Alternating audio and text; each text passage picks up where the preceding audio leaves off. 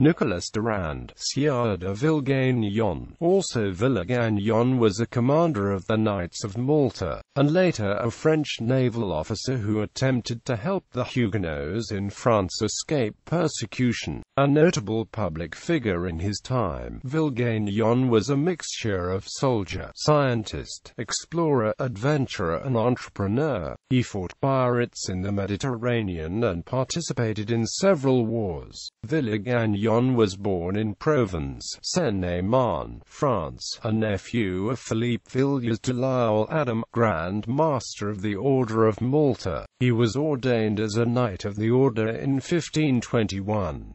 Ottoman campaigns in the Mediterranean and in Scotland. Nicolas de Villegaignon fought in numerous campaigns against the Ottoman Empire. Although the French usually refrained from participating in actions against the Ottomans, due to the Franco-Ottoman alliance, Villegagnon's first allegiance was with the Order of Malta, which generally supported the Habsburgs and fought the Ottomans. Villegaignon participated in the ill-fated expedition against Algiers in 1541. He also fought against the Ottomans in Hungary in 1542 following the siege of Buda until 1546. In 1548, he commanded the French naval fleet that took Mary, Queen of Scots, then 5 years old, to France, since she was promised to marry the Dauphin of France. This was a daring operation, covertly sailing galleys around Scotland, while the English fleet was expecting an attack from the other direction. Back in Scotland in March 1549, in February he helped capture Ferniehurst Castle from the English.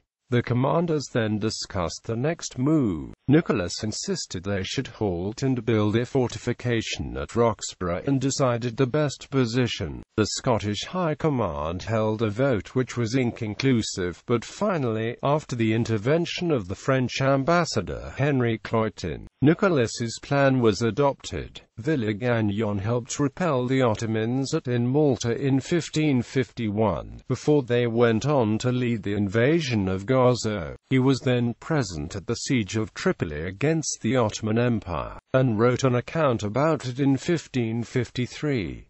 Villegaignon illustrated himself by courageously defending Gaspard de Vallier, the vanquished commander of Tripoli, who was being heavily criticized by the headmaster Domides, who wished to assign all the blame for the defeat on him. Nicolas de Villegaignon staunchly defended him and exposed the duplicity of Domides.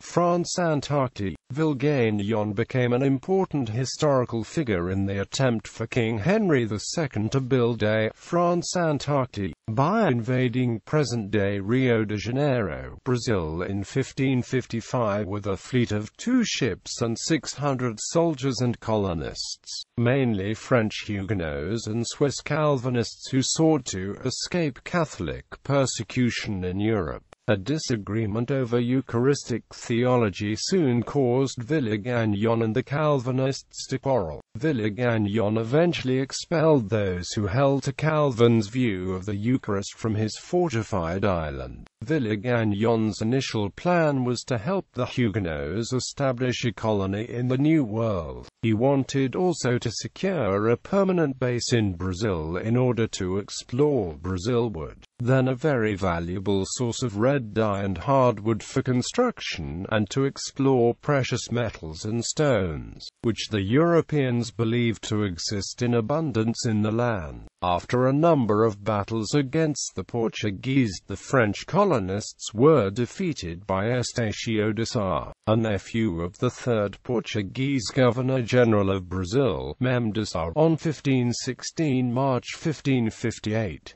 Return to France. Villegaignon had already returned to France in 1559, disgusted with the infighting between Catholics and Protestants in the small colony. He had left the colony under the command of his nephew Bois-le-Comte, endeavoring to obtain more funds and ships for the colony. The internal fight against the Calvinists, however, made colonial adventures less of a priority for the crown. After the colony fell fell to the Portuguese. Villegaignon finally agreed to give up his claims to France's Antarctic after receiving 30,000 acres from the Portuguese crown. Fight against the Protestants. In 1560, Villegaignon challenged Calvin to a theological debate on the Eucharist, which the latter declined. He became actively involved against the Protestants, and participated in the repression of the Amboise conspiracy. In 1561, Pierre Richier published a pamphlet against Villegagnon's actions in Brazil, entitled Réfutation des fausses vérités,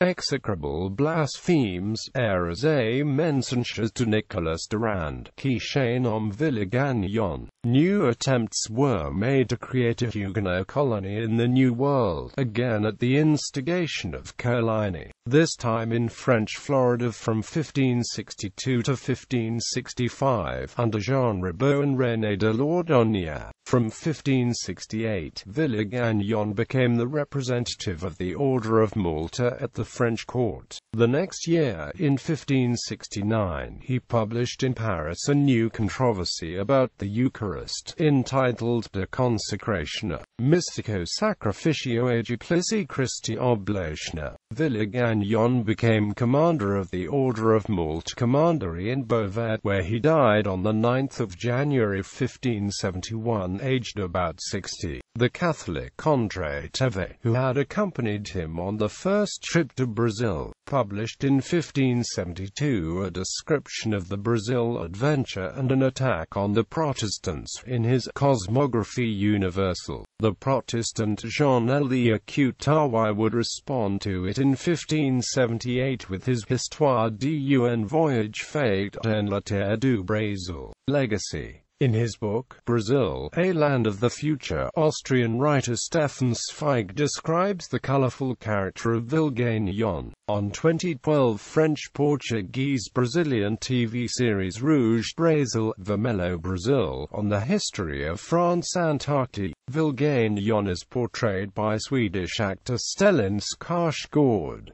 A street in the Maltese city of Imdina is named after Villegaignon. He appears as an important supporting character in The Course of Fortune by Tony Rothman, a novel that concerns the events leading to the Great Siege of Malta, 1565.